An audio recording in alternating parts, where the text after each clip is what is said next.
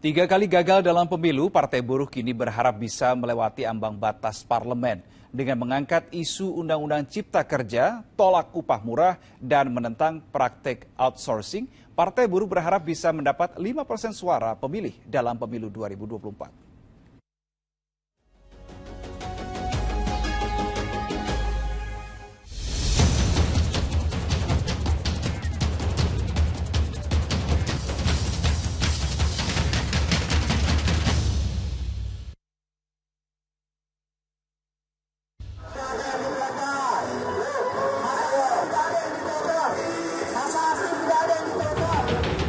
Cabut Undang-Undang Omnibus Law Cipta Kerja.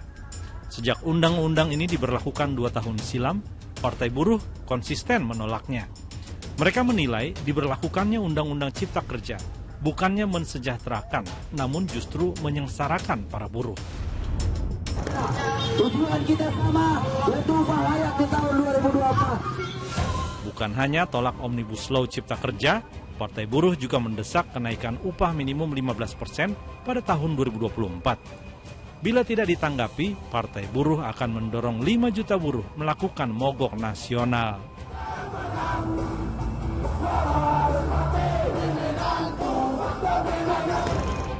Jika merujuk ke belakang, Partai Buruh bukanlah partai baru.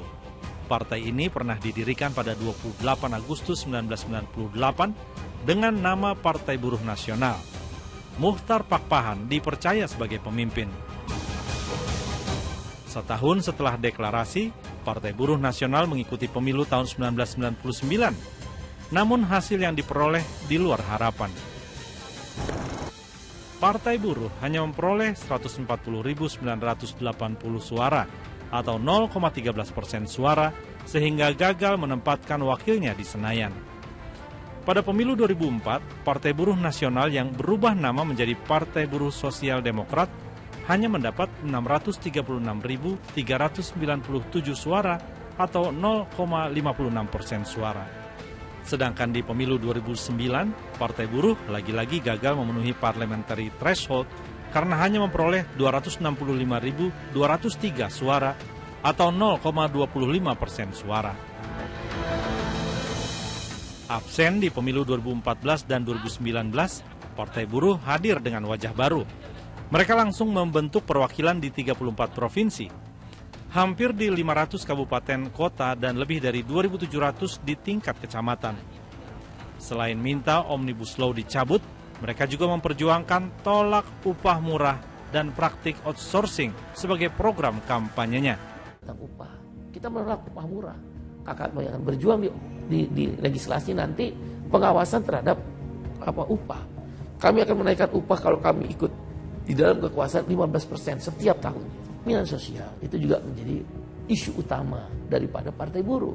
Yang berjuang BPJS silakan cek. Itu adalah serikat buruh. Kita meyakinkan parlemen saat itu. Kalau nggak ada serikat buruh nggak mungkin. Komite Aksi Jaminan Sosial dimotori oleh KSPI, KSPSI dan SPI dan sebagainya yang ada di Partai Buruh, itu yang meloloskan BPJS. Seluruh rakyat sekarang menikmati itu. Jadi dia segmented issue. Hapuskan sistem outsourcing, land reform, tanah untuk petani, perahu untuk rakyat, untuk nelayan. Dengan program yang dicanangkan, Partai Buruh memasang target 4-5% suara atau sekitar 5 hingga 7 juta pemilih. Dengan demikian, mereka bisa menempatkan 15-20 wakilnya di DPR. Ketika masuk dalam kontestasi elektoral, kesulitannya itu kalau terlalu ekstrim dalam arti hanya satu aspirasi, itu akan berat. Karena di Indonesia ini masyarakatnya begitu majemuk. Jadi kalau ada partai yang hanya mentarget satu konstituen atau satu isu, itu dia akan sulit untuk bertahan. Karena itu memang partai jadinya harus banyak mengakomodasi berbagai isu dan pandangan gitu. Jadi saya kira apa yang dialami Partai Buruh itu contoh konkret.